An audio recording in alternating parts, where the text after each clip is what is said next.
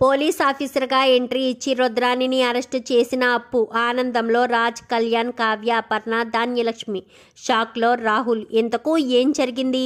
అసలు పోలీస్ ఆఫీసర్గా ఎంట్రీ ఇచ్చి రుద్రాణిని అప్పు అరెస్టు చేయడం ఏంటి? అసలు రుద్రాణి ఏం నేరం చేసిందని అప్పు అరెస్టు చేసింది? అసలు ఏం జరిగిందనేది వీడియోలో చూసి తెలుసుకునేద్దాం. బ్రహ్మముడి అప్కమింగ్ ఎపిసోడ్స్లో ఏం జరగబోతుందో ముందుగా తెలుసుకోవాలి అనుకుంటే వీడియోని లైక్ చేయండి, ఛానల్ని సబ్స్క్రైబ్ చేసుకోండి, పక్కనే ఉన్న బెల్ సింబల్లో ఆల్ పై క్లిక్ చేయండి. ఇలా చేయడం వల్ల అందరికంటే ముందుగా చూడవచ్చు. మొత్తం మీద చూసుకున్నట్లయితే ఇంకా సీతారామయ్య గారు ఆస్తి మొత్తం కావ్య పేరు మీద రాసేయడంతో రుద్రాణి తట్టుకోలేకపోతుంది. కావ్యను ఏదొకటి చెయ్యాలి, ఏం చేసైనా సరే నా పగ తీరదు, ఏదొకటి చెయ్యాలి, ఆస్తి రాకపోయినా పర్వాలేదు కానీ కావ్య మాత్రం బ్రతికుండకూడదు అని రుద్రాణి చాలా కక్షేపించుకుంటుంది. ఎందుకంటే ఆస్తి రానివ్వదు అని కావ్య ముందు నుంచి కావ్యం మీద కక్ష కట్టిన రుద్రాన్ని కావాలని ఇంట్లోంచి బయటకి గెంటేయడం జరిగినా సీతారామయ్య గారు మళ్ళీ మాట ఇచ్చి మరీ ఇంట్లోకి తీసుకురావడం అయితే జరిగింది. కానీ కావ్య ఇంట్లో అడుగు పెట్టడంతో ఆస్తి మొత్తం తన గ్రిప్లో పెట్టుకోవడంతో ఇంకా రుద్రాని మాత్రం తట్టుకోలేక కావ్యను ఏదొకటి చేసేయాలి అని మాత్రం గట్టిగానే అనుకుంటుంది. రుద్రాణి అయితే ఏం చేయాలి అని ఆలోచిస్తూ ఇంకా చాలా బుర్ర పీక్కుంటుంది. ఇదే విషయం అనామికతో డిస్కస్ చేస్తుంది. ఏంటంటే కావ్య మీద చాలా పగ పెంచుకున్నట్టున్నారు అనగానే పగ పెంచుకోవడం కాదు, కావ్యను అవకాశం దొరికితే చంపేయాలన్నంత కోపం కూడా ఉంది.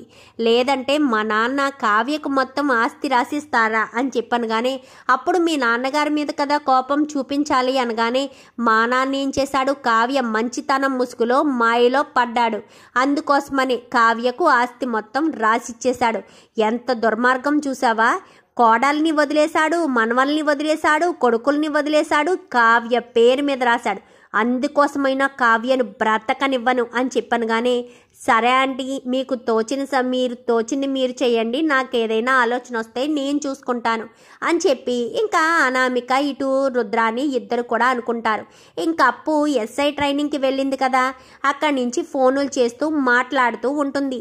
కానీ సీతారామయ్య గారు హాస్పిటల్లో ఉన్నారని, కోమాలో ఉన్నారన్న విషయాన్ని మాత్రం అస్సలు చెప్పడు కళ్యాణ్. అయితే కళ్యాణే కాదు ఎవరిని కూడా చెప్పనివ్వడు. ఎందుకంటే అప్పు అక్కడికి వెళ్ళి కాన్సన్ట్రేషన్ చేయలేకపోతుందని, లేదా అక్కడి నుంచి మధ్యలోనే వచ్చేస్తుందని, తను ఇన్నాళ్ళు కష్టపడిన శ్రమ మొత్తం బూడిదలో పోసిన పన్నీర్ అవుతుందని ఇంకా ఎవరికి ఫోన్లు చేస్తుందో స్వప్నకి, కావ్యకి, ఇటు కనకానికి చెప్తాడు. సరేనని చెప్పి ఎవరు కూడా ఏం మాట్లాడడం సరే పెట్టడం అంతా బాగానే ఉందని చెప్పడం ఇలానే జరుగుతూ ఉంటుంది. ఇంకా ఇలా జరుగుతున్న సమయంలోనే ఇంకా రుద్రాణి అయితే కావ్య క్యారేజీ తీసుకుని సీతారామయ్య గారి దగ్గరికి వెళ్తుంది. ఎందుకంటే సీతారామయ్య గారి దగ్గరే ఇందిరాదేవి, కళ్యాణ్ ఇద్దరు కూడా ఉంటారు. ఇందిరాదేవి ఇంటి దగ్గర ఉండడం తక్కువ, హాస్పిటల్లో ఉండడం ఎక్కువగా ఉంటుంది. అందుకని రాజ్ ఆ రోజు ఆఫీస్కి వెళ్ళిపోవడంతో ఇంకా సీతారామయ్య గారిని చూడడానికి ఇందిరాదేవి కూడా కారు వేసుకుని వెళ్ళిపోవడంతో కావ్య వేసుకు వెళ్ళడానికి కార్లు ఏమీ ఉండకపోవడంతో ఇంకా రుద్రాణి కారు ఉంది. కానీ రుద్రాణి కారు ఏమి అడుగుతుంది? కావ్యకి అసలే చిరాకు కదా రుద్రాణి అంటే. సర్లే ఆటోలో వెళ్ళిపోదామని చెప్పి ఇంకా క్యారేజీ తీసుకుని బయలుదేరుతూ ఉండగా అప్పుడే బాల్కనీలోకి వచ్చి రుద్రాణి అయితే కావ్య ఒంటరిగా వెళ్ళడం చూస్తుంది. ఇదే సరైన సమయం, కావ్యకు యాక్సిడెంట్ చేసి చంపేస్తే ఎలాంటి ఇబ్బంది ఉండదు అని అనుకుంటూ ఇంకా గబగబా కిందకి వస్తుంది. కిందకి వచ్చి ఇంకా రుద్రాణి కారు కాస్త తీసుకుని ఇంకా కావ్య నడుస్తూ వెళ్తుంది. ఆటోలు ఏమీ బుక్ అవ్వవు, ఆ ఏరియాలో ఆటోలు తిరగవు కూడా. ఏదైనా బుక్ చేసుకుంటేనే ఆ ఏరియాలోకి వస్తూ ఉంటాయి. ఏమీ బుక్ అవ్వకపోవడంతో నడుచుకుంటూనే కొంచెం దూరం సెంటర్కి వెళ్తే ఏదో ఒక ఆటో దొరుకుతుంది కదా అని ఇంకా కావ్య కాస్త నడుస్తూ ఉండగా రుద్రాణి కాస్త వెనకాల నుంచి వెళ్ళి కావ్యకు యాక్సిడెంట్ చేసేస్తుంది. రుద్రాణి కావ్యకు యాక్సిడెంట్ చేయాలన్న ఆతృతలో అక్కడే సీసీ కెమెరా ఉందన్న విషయాన్ని కూడా మర్చిపోయి యాక్సిడెంట్ చేసి వెళ్ళిపోవడంతో కావ్య ఇంకా పక్కనే ఫుట్పాత్లా ఉండేసరికి ఫుట్పాత్ మీద పడిపోతుంది. తలకు చాలా పెద్ద గాయమయ్యి రక్తం కూడా పోతుంది. చాలా రక్తం పోయేసరికి యాక్సిడెంట్ చేసి వెళ్ళిపోవడంతో నడుచుకుంటూ జనాలు తిరుగుతూ ఉంటారు కదా, వాళ్ళంతా వచ్చి ఈవిడ కావ్య మేడం కదా కావ్య మేడం దుగ్గరాల స్వరాజ్ గారి భార్య అని చెప్పి ఇంకా వెంటనే అంబులెన్స్కి ఫోన్ చేసి హాస్పిటల్కి పంపిస్తారు. ఇంకా అందులో రాజ్ ఫోన్ నెంబర్ ఒకరికి తెలియడంతో రాజ్కి ఫోన్ చేస్తారు. రాజు అదే సమయంలో మీటింగ్లో ఉంటాడు.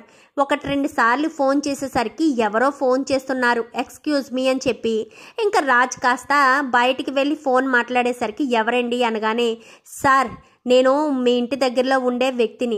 కావ్య మేడం నడుచుకుంటూ వెళ్తుంటే ఒక కారు స్పీడ్గా వచ్చి కావ్య మేడంకి యాక్సిడెంట్ చేసి వెళ్ళిపోయింది సార్. ఇప్పుడే కావ్య మేడంని పలానా హాస్పిటల్కి తీసుకువెళ్లారు అని చెప్పనేసరికి సరే నేను వస్తున్నానని చెప్పి సారీ ఫర్ ద ఇన్కన్వీనియన్స్, నా వైఫ్కి యాక్సిడెంట్ జరిగింది, మీటింగ్ తర్వాత పెట్టుకోవచ్చు, సారీ ఏమనుకోకుండా అనగానే ఓకే మీరు వెళ్ళండి పర్వాలేదు, నెక్స్ట్ టైం చూద్దాము అని చెప్పి అందరూ వెళ్తారు. సార్ నేను రానా అనగాని వద్దు శృతి, ఇక్కడ మేనేజ్ చేయి, ఏదైనా అవసరం అయితే ఆఫీస్ అయిన తర్వాత వద్దు కానీ అనగాని సరే సార్ అని చెప్పి ఇంకా శృతి అయితే వాళ్ళతో మాట్లాడి వాళ్ళందరినీ పంపించేస్తుంది. ఆఫీస్లో అందరికీ కూడా చెప్తుంది కావ్య మేడంకి యాక్సిడెంట్ అయిందని అనగానే అయ్యో కావ్య మేడంకి యాక్సిడెంట్ అవ్వడం ఏంటి అని అందరూ కూడా దేవుడికి ఒక్కసారిగా నమస్కారం చేసుకుని కావ్య మేడంకి ఏమీ కాకూడదు అనుకుంటారు. ఇంక ఈలోపు హాస్పిటల్కి అందరూ కూడా వచ్చేస్తారు. కావ్యకి యాక్సిడెంట్ చాలా గట్టిగానే తగులుతుంది. సీతారామయ్య గారిని ఏ హాస్పిటల్లో అయితే పెడతారో అదే హాస్పిటల్కి కావ్యను కూడా తీసుకురావడంతో ఇంకా అపర్ణ వీళ్ళందరికీ ఆ విషయం తెలిసి అందరూ కూడా హాస్పిటల్కి వస్తారు. ఇంకా అదే సమయానికి అప్పు ట్రైనింగ్ పూర్తి చేసుకుని ఎస్ఐగా ఆర్డర్ కాపీ తీసుకుని నేరుగా ఇంటికి వెళ్ళేసరికి ఇంటి దగ్గర కళ్యాణ్ ఉండడు. అంటే వస్తున్నానన్న విషయం చెప్తే సడన్ సర్ప్రైజ్ ఉండదని నేరుగా ఇంటికి వెళ్తుంది. వెళ్ళేసరికి లాక్ వేసి ఉంటుంది. ఈ మధ్య కళ్యాణ్ ఇంటికి రావట్లేదమ్మా, బయటే ఉంటున్నాడు అని చెప్పి కింద వాళ్ళు చెప్పేసరికి ఏమైంది కళ్యాణ్కి, ఎందుకు రావడం లేదు అని చెప్పి వెంటనే ఫోన్ చేసేసరికి ఎక్కడున్నావు కళ్యాణ్ అని చెప్పాను. కానీ నేను ఏమైంది అని చెప్పనేసరికి నేను ఆల్రెడీ ఇంటికి వచ్చాను, నువ్వు ఈ మధ్యన ఇంటికి రావడం లేదంట అని చెప్పనేసరికి అది అప్పు సరే నువ్వు ముందు అర్జెంటుగా బయలుదేరి హాస్పిటల్కి రా అనగానే హాస్పిటల్కా ఎందుకు అని చెప్పాను. కానీ ముందు రా అని చెప్పనేసరికి సరేనని తన ఆర్డర్ కాపీ డ్రెస్సు అన్నీ లోపల బ్యాగ్ అన్నీ లోపల పాడేసి అప్పు కాస్త పరుగున హాస్పిటల్కి వెళ్తుంది. హాస్పిటల్లోనే అందరూ ఉంటారు. ఏమైంది కవి, ఏం జరిగింది అనగానే యాక్చువల్గా నేను ఇంటి దగ్గర ఉండకుండా హాస్పిటల్లో ఉండడానికి కారణం తాతయ్య గారు కోమాలో ఉన్నారు. అదే కాదు ఈరోజే వదినికి యాక్సిడెంట్ జరిగింది అనగాని అక్కకి యాక్సిడెంట్ జరిగిందా అని చెప్పాను. కానీ అవును అని చెప్పనేసరికి ఇంకా ఐసీయూ హోల్ ఉంటుంది కదా, హోల్లోంచి చూస్తూ ఉంటుంది అప్పు. చాలా బలంగానే తగులుతుంది. ఎలా తగిలింది బావా అనగాని ఏదో కారు వచ్చి యాక్సిడెంట్ చేసిందంట, దగ్గరలో అంటే చూసిన వాళ్ళు చెప్పారనగానే మీరు కారు నెంబర్ అని చెప్పనేసరికి తెలీదు అనగాని నేను తెలుసుకుంటాను బావా అని చెప్పి ఇంకా అక్కడ అందరికీ కూడా నాకు ఎస్ఐగా పలానా ఏరియాలో పోస్టింగ్ వచ్చిందంటే అది మన ఏరియానే కదా అని చెప్పి కళ్యాణ్ అంటాడు. అవునా సరే అయితే నేను జాబ్లో జాయిన్ అయ్యి నా ఫస్ట్ కేసు అక్క కేసే తీసుకుంటానని చెప్పి అప్పు కాస్త అక్కడి నుంచి వెళ్తుంది. రుద్రాని కంగారు పడిపోతూ ఉంటుంది. ఆ యాక్సిడెంట్ నేనే చేశానన్న విషయం బయట పడిపోతుందేమో, నేనే చేశానని కంగారు పడుతూ ఉంటుంది. ఇంకా రుద్రాని అయితే ఇంకా అలాగే తను ఆర్డర్ పట్టుకుని పోలీస్ డ్రెస్ వేసుకుని స్టేషన్కి వెళ్తుంది. వెళ్ళడంతో అందరూ కూడా విషెస్ చేస్తారు. నేను రావడంతో ఒక కేసు కంప్లీట్ చేయాలన్న ఉద్దేశంతో వచ్చాను. ఈవేళ ఉదయం ఒక యాక్సిడెంట్ జరిగింది పలానా ఏరియాలో, ఆ చుట్టుపక్కల సీసీ కెమెరాలు ఏమైనా ఉంటే నాకు అన్నీ కావాలి, ఖచ్చితంగా కారులో ఉన్న వ్యక్తి నెంబర్ ప్లేటు కరెక్ట్గా కనిపించాలని. కానీ సరే మేడం అని చెప్పి ఇంకొక కానిస్టేబుల్ వెళ్ళి సీసీ ఫుటేజ్ని అక్కడ 2-3 సీసీ కెమెరాలు ఉంటాయి, సీసీ ఫుటేజ్ని మొత్తం తీసుకొస్తాడు. ల్యాప్టాప్లో వేసి చూస్తూ ఉండగా కారులో ఉన్న వ్యక్తి రుద్రాని అన్న విషయం తెలుసుకుంటుంది అప్పు. కారు నెంబర్ కూడా రుద్రాని కారే. అది రుద్రాని కార్ని రాహుల్ రుద్రాని తప్ప ఎవరూ తీయరు. రాహుల్ కాస్త ఊళ్ళో ఉండడు, అప్పుడే ఏదో పనుందని వేరే వైజాగ్ ఎక్కడికో వెళ్తాడు. సో రాహుల్ లేడన్న విషయం తెలుసుకుంటుంది అప్పు. అయినా కారులో క్లియర్గా రుద్రాని కనిపించేసరికి పోలీస్ డ్రెస్లో ఒక 3 కానిస్టేబుల్ తీసుకుని నేరుగా హాస్పిటల్కి వస్తుంది. వచ్చేసరికి ఏమైందప్పు, ఎవరో తెలుసుకున్నావా అనగానే తెలుసుకున్నాను బావా, ఎవరో ఏంటో తెలుసుకున్నాను, అరెస్ట్ చేయడం కోసమే వచ్చాను అనగానే ఏంటి కావ్యకి యాక్సిడెంట్ చేసిన వాళ్ళు హాస్పిటల్లో ఉన్నారా అనగానే అవును బావా హాస్పిటల్లోనే ఉన్నారు అని చెప్పనేసరికి ఎవరు అనగానే ఇంకా అప్పు నడుచుకుంటూ వెళ్తుంది. అందరూ కూడా చూసి అలా షాక్ అవుతారు. ఎవరి దగ్గరికి వెళ్తుంది అప్పు, ఇంతకీ కావ్యకి ఎవరు యాక్సిడెంట్ చేశారు అని చెప్పి నడుచుకుంటూ వెళ్ళేసరికి రుద్రాణి దగ్గరికి వెళ్ళి యువర్ అండర్ అరెస్ట్ అనగానే ఒక్కసారిగా షాక్ అయిపోతుంది రుద్రాణి. నేనేం తప్పు చేశానని అనగానే చెంప చెల్లు మనిపిస్తుంది. ఎందుకంటే అక్కకి యాక్సిడెంట్ చేసింది కదా, ఆ కోపంలో ఏమైంది అప్పు, మా అత్తని ఎందుకు కొట్టావు అని చెప్పాను. కానీ ఒక్కసారి ఈ వీడియో చూడ బావా నీకే అర్థమవుతుందని ఫోన్లో ఉన్న వీడియోని చూపించేసరికి ఒక్కసారిగా షాక్ అయిపోతారు.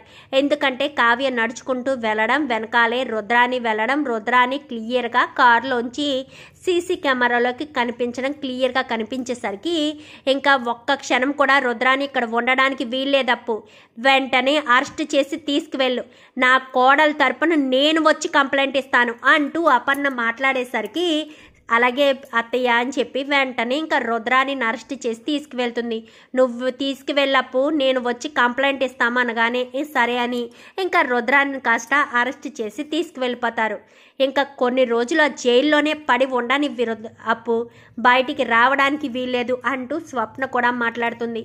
ఇంకా రుద్రాణిని కాస్త తీసుకెళ్ళి అరెస్ట్ చేసి జైల్లో పెట్టిన తర్వాత నీకు ఇంకా చెప్పకూడే, నాకు మా అక్కని యాక్సిడెంట్ చేసి చంపాలని చూస్తావా అని చెప్పి ఇంకా వెంటనే అప్పు కాస్త డ్రెస్ తీసేసి వచ్చి ఇంకా అక్కడే ఉంటుంది. ఇంకా కావ్య కోమాలోకి వెళ్ళిందని, ఎప్పుడు కోమాలోంచి వస్తుందో కూడా తెలియదని, తలకు బాగా గాయం తగలడంతో ఇది ఎలా జరిగిందన్న విషయం తెలుసుకుని అందరూ కూడా చాలా బాధపడతారు. సీతారామయ్య గారు కోమాలో ఉన్నారు, ఇటు కావ్య కూడా కోమాలో ఉన్నదన్న విషయం తెలియడంతో ఇంకా ఎంతో బాధపడుతూ ఉంటారు కుటుంబ సభ్యులంతా. మరి ఇదంతా ఇలాగే జరిగి రుద్రాణిని అప్పు అరెస్ట్ చేయాలని మీరు కూడా కోరుకుంటే వీడియో నచ్చితే లైక్ చేయండి, ఛానల్ని సబ్స్క్రైబ్ చేసుకోండి, పక్కనే ఉన్న బెల్ సింబల్లో ఆల్ పై క్లిక్ చేయండి. ఇలా చేయడం వల్ల అందరికంటే ముందుగా చూడవచ్చు.